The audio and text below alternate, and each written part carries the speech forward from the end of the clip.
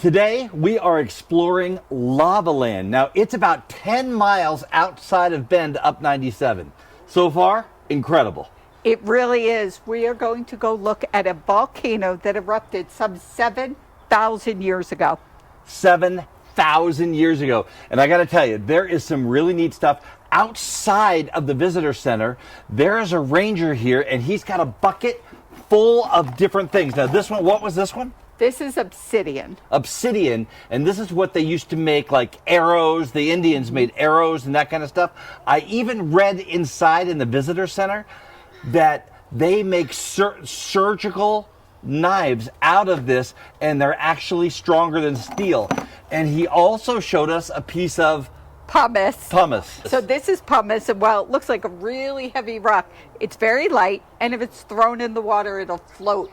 This place has what we're told is millions of dollars worth of artifacts and information. It's really cool, and I recommend it for people of all ages. So we are going to go on the trail that is the trail through the molten lava leading up to the volcano.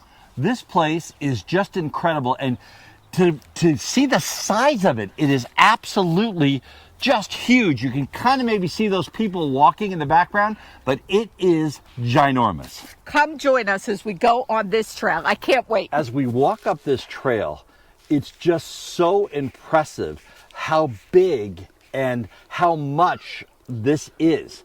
This lava is above me all the way down. It goes down for about a mile that way and all the way up the mountain. It's just something you almost have to see with your own eyes. So for the last 7,000 years, this whole area has been covered with lava. And as you can imagine, it destroyed all the plants and trees in the area.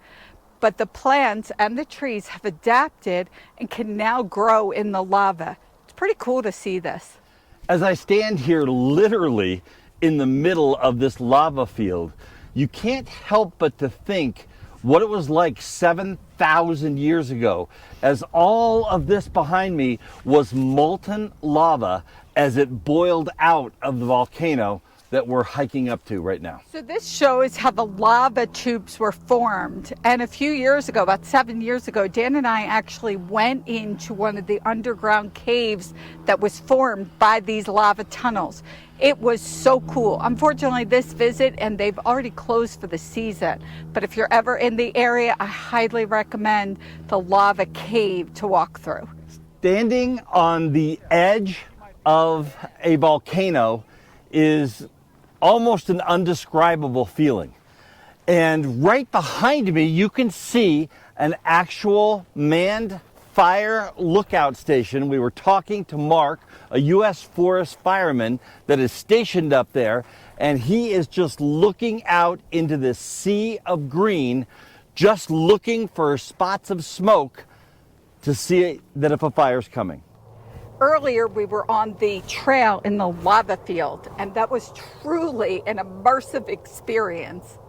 Spending the day at Lava Land and now finishing off at Lava Butte has been amazing. I have to say, you know, in our journeys, I've hit a lot of bucket list items. But being here with my grandson Carter and his fascination with lava and volcanoes, and I got to tell you, walking around the rim of a volcano, it's got to be up there in that top 20 list.